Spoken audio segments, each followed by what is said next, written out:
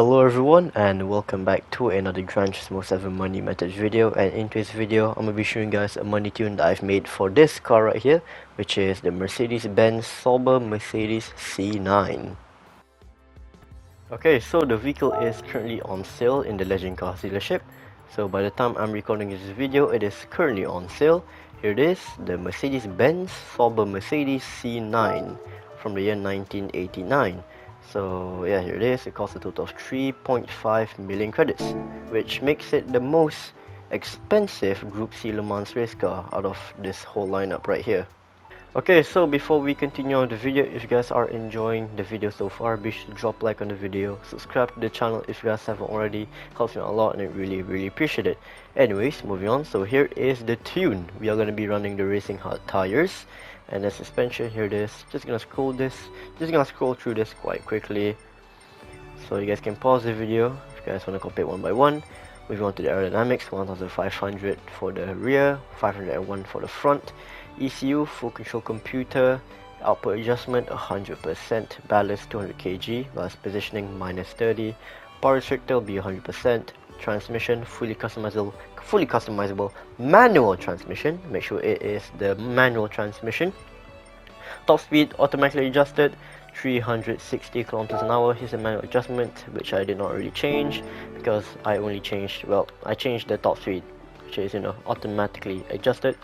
Scrolling to the right, we have the medium RPM turbocharger. So there you go. Scrolling all to the bottom to brakes. So for brakes, front and rear balance, I set to 0 because the car itself feels fine. But for the front and rear balance for the brakes, you guys can set it to whatever you like, but I like it at 0. It already feels quite good standard. So yeah, that's pretty much it. If you guys were wondering, my race difficulty will be set to easy for this one.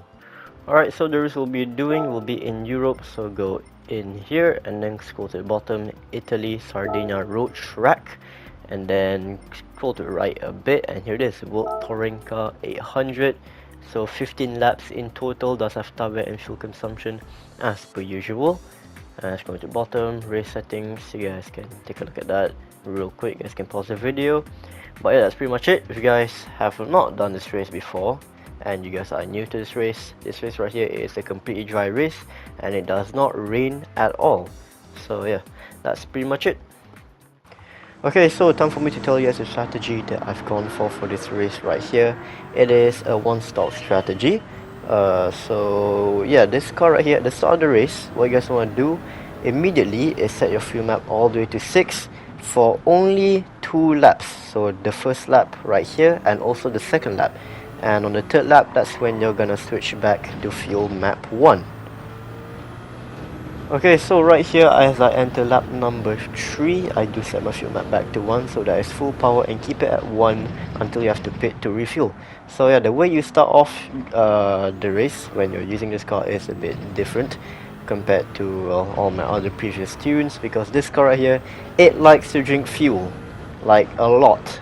So yeah, this car right here, it may be quick, it may be like very fast, you can go over 200 miles an hour, but this car right here drinks fuel like it's nothing. Well, it doesn't drink fuel like an insane amount, but still it drinks the fuel quite quickly compared to the other Group C Le Mans race cars.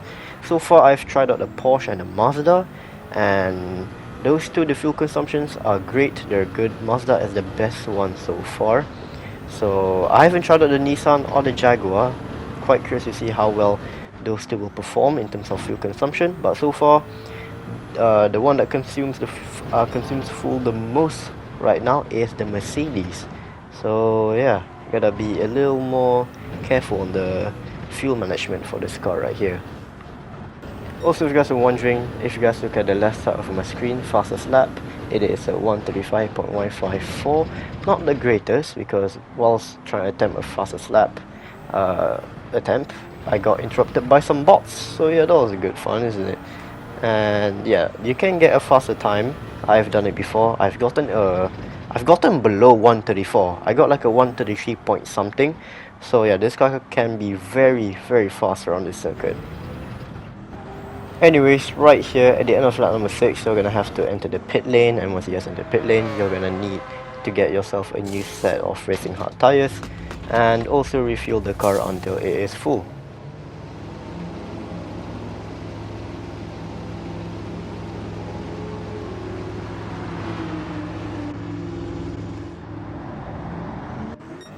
And after exiting the pit lane, what you guys want to do immediately is set your fuel map all the way to 6, so that's all the way to lean, and keep it at 6 until the end of the race, and you should be good. If you guys want to be extra safe in terms of fuel saving, when you're on fuel map 6, you guys can try short shifting.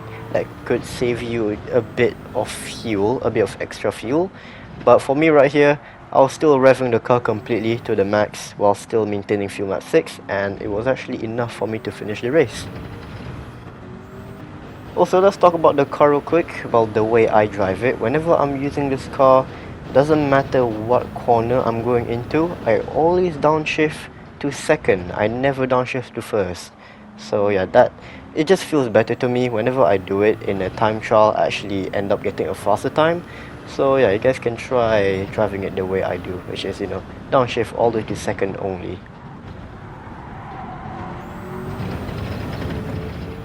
Okay, so let's talk about the penalties that can ruin your clean racing bonus for this race real quick. So there's only one, and if you guys don't know what it is when you pass under a yellow flag.